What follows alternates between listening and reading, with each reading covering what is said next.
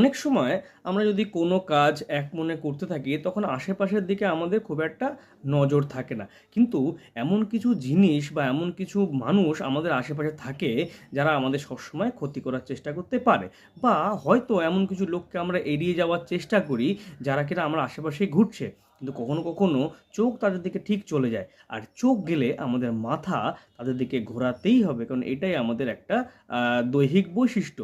কিন্তু ধরো তুমি মাথা না ঘুরিয়ে তাদের দিকে আড়াআড়িভাবে দেখতে পারতে, তাহলে তোমার চোখ কেমন হতো?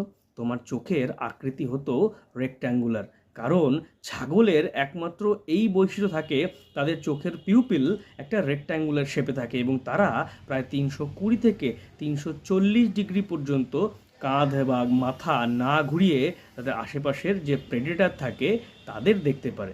তাই এরকম চোখ আমাদের কিন্তু হবে না। Fun fact.